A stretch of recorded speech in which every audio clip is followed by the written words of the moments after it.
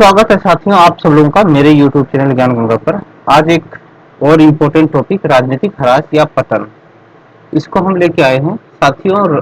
Huntington से related एक या दो क्वेश्चन हर बार एग्जाम में आते रहते हैं, चाहे वो पीजीटी का एग्जाम हो और चाहे वो आपका नेट जेआरएफ का एग्जाम हो, सेट का एग्जाम हो और आपका जो बच्चे पीएचडी एडमिशन की तैयारी कर रहे हैं उनका एग्जाम हो।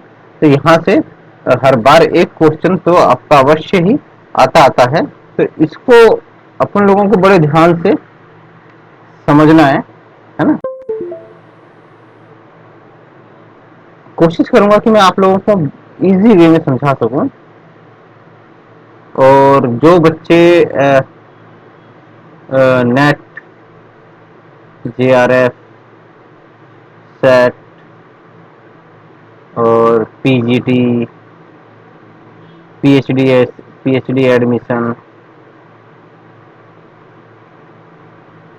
है ना, थोड़ा टेढ़ा लिख दिया मैंने, है ना, ओके, है ना। तो जैसे जो भी आप इनके बारे में जो भी जानकारी लेना चाहते हैं, है ना, तो आप मेरे को कांटेक्ट कर सकते हैं 7838280505। ये मेरा कांटेक्ट नंबर है, ठीक है ना। ठीक है, तो आप यहाँ पे क्या कर सकते हैं, व्हाट्सएप मैसेज कर सकते हैं, ठीक है, ये कर सकते हैं, मैसेज कर सकते हैं। आप कॉल ना करें।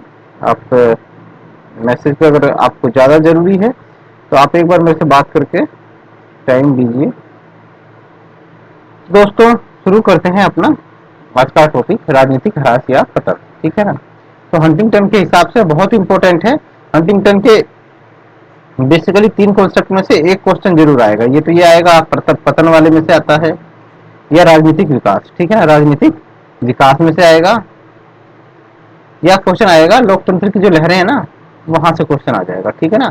कि भाई भारत है, जैसे वो हंटिंगटन के अनुसार से कौन सी लहर में, प्रथम लहर, द्वितीय लहर, तृतीय लहर, किसमें वो हुआ। तो ये इनमें से क्वेश्चन एक ना एक तो क्वेश्चन आएगा ही आएगा, ठीक है ना। तो अब आज मैंने राजनीतिक ह्रास या पतन का बनाया है, फिर मैं राजनीतिक विकास का बनाऊंगा और लहरों पे भी बना दूंगा, ठीक है ना। तो राजनीतिक विकास, है ना, राजनीतिक विकास और ह्रास, ये दोनों एक दूसरे से जुड़े हुए हैं, ठीक है ना, ये दोनों एक दूसरे से संबंधित हैं। तो इस वजह से भी इसको जरा ध्यान से समझिएगा, एक दूसरे को बहुत हेल्प करेंगे समझने में। ये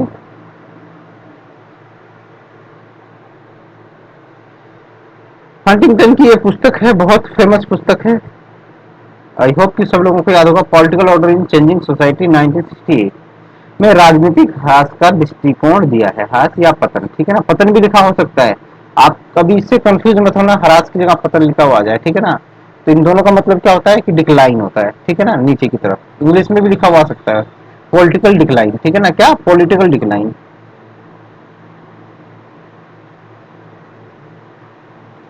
हो सकता, ठीक है ना। तो पॉलिटिकल डिक्लाइन भी लिखा हुआ आ सकता है, तो आपको इससे कंफ्यूज नहीं होना है, ठीक है। तो अपना ये पहला क्वेश्चन आता है कि भाई ये अपना जो राजनीतिक पतन का जो दृष्टिकोण है वो किस में देते हैं, तो वो देते हैं अपनी political order in changing society में, ठीक है, 1968, ठीक है। उनके अनुसार राजनीतिक विकास और आधुनिकीकरण में सीधा संबंध नहीं है, ठीक है ना, नहीं है।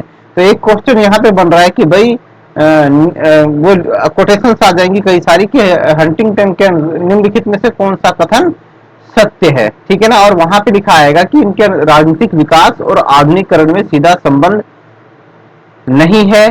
सीधा संबंध है तो आपको याद रखना है कि ये ऐसे विचारक हैं जिन्होंने राजनीतिक विकास को, ठीक है ना, राजनीतिक विकास और आधुनिकीकरण, ठीक है ना, आधुनिकीकरण में सीधा संबंध नहीं है, ठीक है ना, सीधा संबंध नहीं है। और भी जितने ज्यादातर विचारक जो है वो राजनीतिक विकास को आधुनिकीकरण से जोड़ते हैं, ठीक है ना, सीधा संबंध बताते हैं। लेकिन हंटिंगटन जो है वो क्या कहते हैं कि राजनीतिक विकास और आधुनिकीकरण में कोई सीधा संबंध नहीं है, ठीक है ना। राजनीतिक ह्रास से हंटिंगटन का अभिप्राय राजनीति में जनसाधारण का प्रवेश और संगठित हितों, जातियों अथवा समूह द्वारा राजनीति को प्रभावित करने का प्रयत्न है, ठीक है ना। जब ये लोग संगठित हित हो गई, जातियां हो गए, समूह हो गए, राजनीति को प्रभावित करते हैं, तो उसी का ही अभिप्राय ये क्या लेते हैं, राजनीतिक ह्रास से लेते हैं, ठीक है ना। जनसाधारण का प्रवेश, संगठित हितों, जातियां, समूह और भी इस तरह के हो सकते हैं जो, ठीक है ना, निर्जातीय हो सकते हैं, अल्पसंख्यक हो सकते हैं। जब ये क्या करते हैं, राजनीति को प्रभावित करते हैं, मतलब राजनीति को परिवर्तित करने की कोशिश करते हैं, उसको प्रभावित करते हैं, तो इसका मतलब वो राजनीतिक हरास से लेते हैं। कौन? हंटिंगटन। चाहे वह सार्वजनिक हित में ही क्यों ना हो, ठीक है ना, चाहे बेशक वो पॉलिसी सार्वजनिक हित में क्यों ना हो, ठीक है ना, लेकिन फिर भी वो उसको राजनीतिक हरास में काउंट करते हैं। हंटिंगटन शासकों, प्रशासकीय संस्थाओं के द्वारा प्रयोग में लाए जाने वाले दमन के परिणाम स्वरूप जो अव्यवस्था फैलती है उसको राजनीतिक हरास की परिभाषा से बाहर रखते हैं। अब देखो राजनीतिक पतन क्या है, अगर आप बेसिकली अगर आप इसको अगर देखते हैं तो आपको लगेगा भाई जो शासक हैं, ठीक है ना, शासक और जो हमारी संस्थाएं हैं, ठीक है ना, चाहे वो कार्यपालिका हो, आपका विधान पालिका हो, ये जब दमन का प्रयोग करते हैं, दमन का मतलब जैसे आपके ऊपर कोई ऐसे वो लगा देना, कुछ ऐसे नियम कानून बना देना, ठीक है, जिससे आपका हानि होती हो, आपको नुकसान होता हो, ठीक है ना, आपका शोषण होता हो, है ना, तो उससे अव्यवस्था फैलेगी, है ना, उससे क्या होगा, अव्यवस्था फैलेगी। जब कोई शासक या प्रशासनिक संस्था है वो उसके वो कोई ऐसा कानून, कोई नियम बना दे जिससे क्या हो कि आपका शोषण होता हो, आपका दमन होता हो, तो उससे जो अव्यवस्था फैलती है उसको भी ये राजनीतिक हरास से बाहर रखते हैं, ठीक है ना, उसको भी ये राजनीतिक हरास से बाहर रखते हैं हंटिंगटन, ठीक है ना। तो एक कोटेशन ये बहुत है, सीधा संबंध नहीं है, और दूसरा ये कि ये शासकों और प्रशासकीय संस्थाओं के द्वारा किए जाने वाले दमन को राजनीतिक हरास से बाहर रखते हैं, ठीक है ना। तो ये कोटेशन बहुत इंपॉर्टेंट है, यहीं से क्वेश्चन आएगा, क्वेश्चन यहीं से आएगा, क्योंकि ये बिल्कुल अलग है। आप एक बार में देखोगे हाँ यार दमन, कोई दमन कर रहा है, शासक दमन कर रहा है, संस्थाएं दमन कर रही है, तो इसका मतलब क्या हो गया, ये राजनीतिक हरास है, लेकिन नहीं, हंटिंगटन के अनुसार नहीं है, बिल्कुल नहीं है, ठीक है ना। तो ये दूसरी बहुत इंपॉर्टेंट कोटेशन है इनकी, ठीक है। तो राजनीतिक हरास की परिभाषा राजनीतिक पतन की परिभाषा से बाहर रखते हैं मिस्टर हंटिंगटन। हंटिंगटन का मत है कि विभिन्न देशों में प्रमुख राजनीतिक भेद उनमें शासन के प्रकार का नहीं बल्कि शासन की मात्रा का है, ठीक है ना। तो एक ये भी आप कोटेशन याद रखिएगा कि हंटिंगटन का मत है कि भाई विभिन्न देशों में जो प्रमुख राजनीतिक भेद है ना, वो शासन के प्रकार नहीं कि शासन किस प्रकार का है, ठीक है ना, कोई फर्क नहीं पड़ता, शासन आपका जो है क्यों आ रहे हो रे भाई तुम, हाँ, तो शासन साम्यवादी है या शासन क्या बोलते हैं तृतीय देशों का है या प्रथम देशों का है या सेकंड वर्ल्ड वार के देशों का है, या क्या बोलते हैं वहां पे पूंजीवादी व्यवस्था है, साम्यवादी व्यवस्था है, कोई सी व्यवस्था, लोक समाजवाद, लोकतांत्रिक समाजवाद है, क्या है, उससे फर्क नहीं पड़ता, लेकिन शासन की मात्रा है, ठीक है ना, शासन की मात्रा, ठीक है। तो हंटिंगटन का मत है कि विभिन्न देशों में प्रमुख राजनीतिक जो भेद है उनमें शासन के प्रकार का नहीं बल्कि क्या है, शासन की मात्रा का है, ठीक है। हंटिंगटन के अनुसार तर्क की दृष्टि से व्यवस्था स्वतंत्रता से पहले आती है, ठीक है ना। तो ये भी एक बहुत इंपॉर्टेंट कोटेशन है, आप इसको ध्यान रखिएगा कि हंटिंगटन कहते हैं कि व्यवस्था स्वतंत्रता से पहले आती है, ठीक है ना। आपको स्वतंत्र कर दिया जाए लेकिन उसकी कोई व्यवस्था ना हो, न्यायपालिका ना हो, कार्यपालिका ना हो, विधानमंडल ना हो, तो फिर आप उस स्वतंत्रता का उपभोग कैसे करेंगे, ठीक है ना। आपकी स्वतंत्रता का हनन होगा, तो न्यायपालिका क्या करती है कि आपकी स्वतंत्रता का की रक्षा करती है, ठीक है ना, आपकी स्वतंत्रता की रक्षा करती है। या कोई ऐसा ऐसा ऐसा विषय खड़ा हो जाए जिससे आपकी स्वतंत्रता को हानि पहुंचती हो, तो विधानमंडल क्या करेगा, उसको उस पर कानून बनाएगा कि आपकी स्वतंत्रता का नुकसान ना हो, ठीक है, और कार्यपालिका क्या करेगी, लागू करेगी। तो भाई तर्क की दृष्टि से व्यवस्था पहले है फिर स्वतंत्रता है, ठीक है ना, पहले व्यवस्था की जाएगी फिर स्वतंत्रता होगी, ठीक है।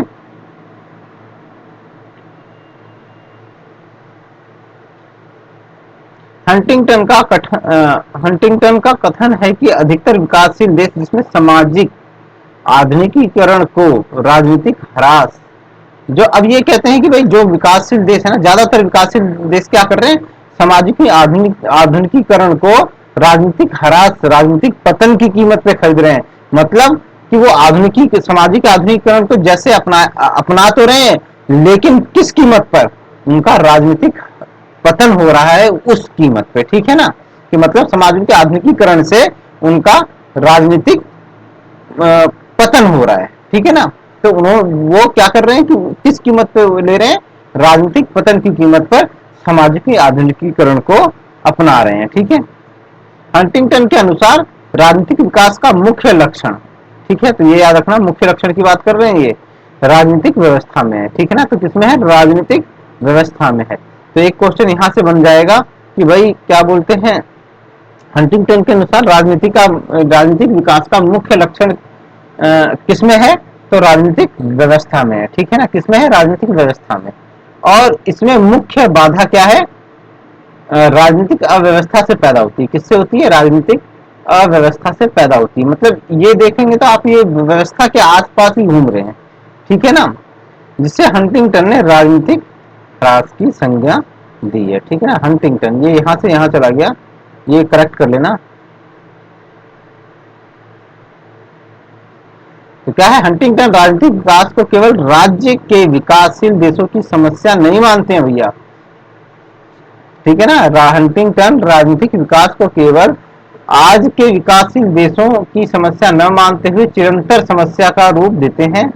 उनका मत है कि आज के विकासशील देशों में कभी कभी आधुनिकीकरण की दौड़ राजनीतिक अव्यवस्था पैदा कर देती है। तो क्या कह रहे हैं कि जो विकासशील देश हैं, ठीक है ना, वो क्या है कि आधुनिकीकरण की दौड़ दौड़ में, ठीक है ना, कि भाई ज्यादा से ज्यादा आधुनिकीकरण कर ले, ठीक है ना, क्या ज्यादा से ज्यादा आधुनिकीकरण कर ले, उस तो उससे क्या होता है कि राजनीतिक अव्यवस्था फैल रही है, ठीक है, जिसका परिणाम क्या है, राजनीतिक ह्रास के रूप में सामने आता है, राजनीतिक पतन के रूप में सामने आता है। अब हंटिंगटन क्या कहते हैं, हंटिंगटन के अनुसार राजनीति की मूल समस्या यह है कि किसी देश में जिस गति से सामाजिक और आर्थिक परिवर्तन होता है उसकी तुलना में राजनीतिक संस्थाओं का विकास पीछे रह जाता है। अब भाई अगर आपके समाज में तेजी से सामाजिक और आर्थिक विकास हो रहा है ना, तो जरूरी है कि आपकी राजनीतिक संस्थाओं में भी उसी हिसाब से परिवर्तन किया जाए। अब आप देखते हो कि भाई जैसे औद्योगिकरण चालू हुआ, औद्योगिकरण के बाद भ्रष्टाचार जैसी समस्या बहुत तेजी से सामने निकल के आई, ठीक है ना। तो क्या था कि ये एक भ्रष्टाचार आपको एक बुराई थी, है ना, बुराई थी और समाज के लिए नुकसानदायक थी, है ना। तो क्या हुआ, जिस तरह से उस समय जरूरत थी कि राजनीतिक संस्थाओं को उसके साथ ही उसी समय ही अगर राजनीतिक संस्थाओं की स्थापना कर दी जाती या उन राजनीतिक संस्थाओं का विकास कर दिया जाता, तो शायद आज हम उस परेशानी से इतना ज्यादा नहीं जूझ रहे होते, ठीक है ना, या जूझ ही नहीं रहे होते। लेकिन हमने उस समय राजनीतिक संस्थाओं का विकास नहीं किया, ठीक है ना। तो ये क्या हो गया कि इससे क्या होता है, राजनीतिक संस्थाओं का विकास पीछे रह जाता है, समाज और आर्थिक परिवर्तन तेजी से होता है, ठीक है ना। आप अगर देखते हो तो अगर पिछले 200-300 सालों में देखोगे तो सामाजिक और आर्थिक परिवर्तन बहुत तेजी से हुआ है, उसकी तुलना में राजनीतिक संस्थाओं का बहुत पीछे रह गई। अगर आप देखते हो 1967 के अंदर में लोकपाल का बिल पहली बार संसद में लाया गया, ठीक है, उसके बाद उसे पास होने में कितना लंबा वक्त लग गया और उसके लिए भी कितना कितना बड़ा जन आंदोलन करना पड़ा, ठीक है ना। तो ये सारी चीजें हैं कि भाई जो है कि सामाजिक संस्थाओं का विकास भी पीछे नहीं रहना चाहिए, ठीक है ना, सामाजिक आर्थिक परिवर्तन के साथ साथ राजनीतिक संस्थाओं का विकास भी उन्हीं के साथ ही होते रहना चाहिए, ठीक है ना दोस्तों। तो ये इन्होंने कहा है। आधुनिकता का अर्थ है स्थिरता, देखते हैं भाई क्या है। आधुनिकता का अर्थ है स्थिरता, मतलब स्थिर, स्थिर मतलब कोई चीज अपनी जगह पे है वैसी पड़ी रहे, ठीक है। तो ये कहते हैं, परंतु विकासशील देशों में आधुनिकीकरण की प्रक्रिया अस्थिरता को उत्पन्न कर रही है, ठीक है ना। तो क्या है कि भाई अब जैसे आप यहाँ पे देखते हो, इंग्लैंड देखते हो, इंग्लैंड में औद्योगिक क्रांति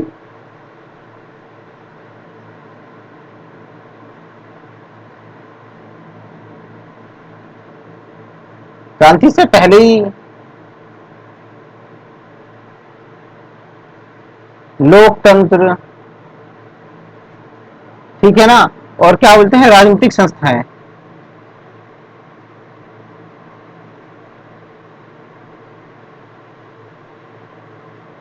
का विकास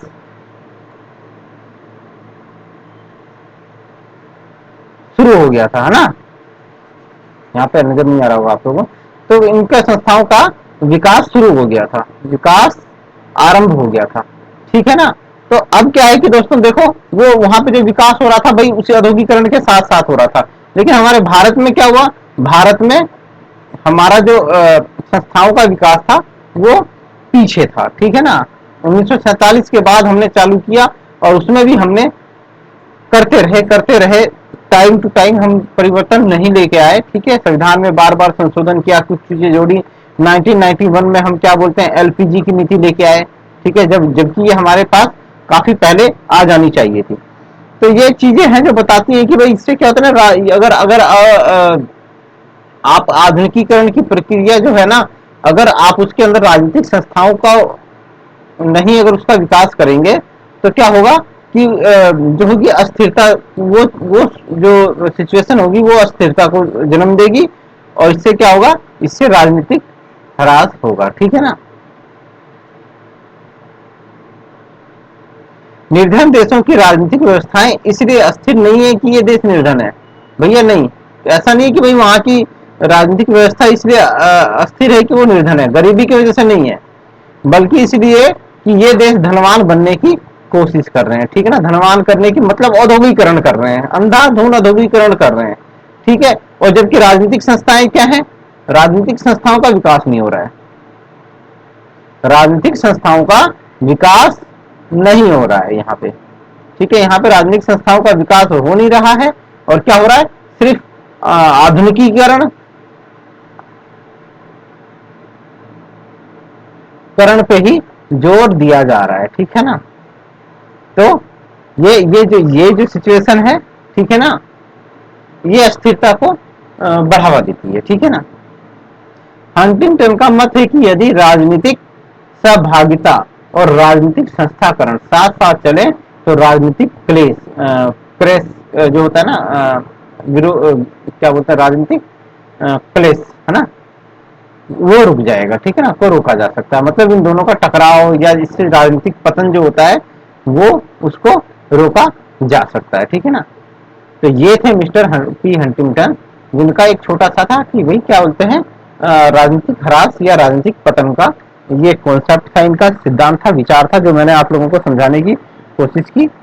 होप कि आप लोगों को आ गया होगा समझ में। और अगर आप लोगों को आ गया है, वीडियो अच्छा लगा है, तो आप ज़्यादा से ज़्यादा लाइक कीजिए, शेयर कीजिए, ताकि मैं आप लोगों के लिए और अच्छे अच्छे वीडियो बना सकूं, ठीक है ना। अब स्वतंत्रता, समानता, न्याय जैसे कॉन्सेप्ट पे काम नहीं होगा, अब ऐसे ऐसे टॉपिक्स में लेके आऊंगा जहां से क्वेश्चन आते हैं और आप जब भी एग्जाम देने जाते हैं, स्वतंत्रता, समानता, न्याय, राज्य, ठीक है ना, नागरिकता, इनकी वजह से पीछे नहीं होते हैं, इनकी वजह से आप एग्जाम क्लियर नहीं कर पाते हैं। आप किन की वजह से नहीं कर पाते हैं, राजनीतिक विकास, ठीक है ना। अगर आपको एग्जाम क्लियर करना है, नेट का एग्जाम क्लियर करना है, ठीक है ना, तो कौन कौन से, व्यवहारवाद, उत्तर व्यवहारवाद,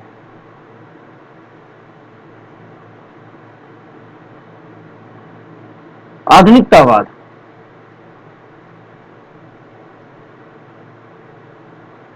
उत्तर आधुनिकतावाद,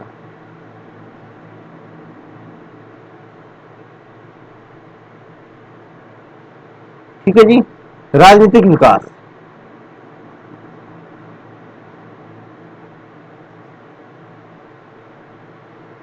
उसके बाद आपका व्यवस्था सिद्धांत,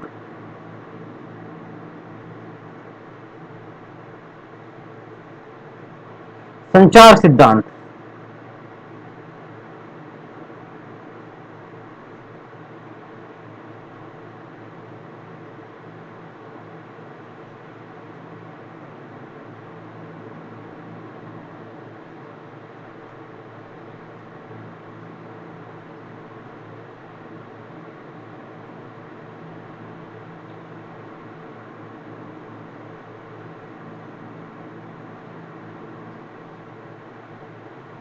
और कौन सा,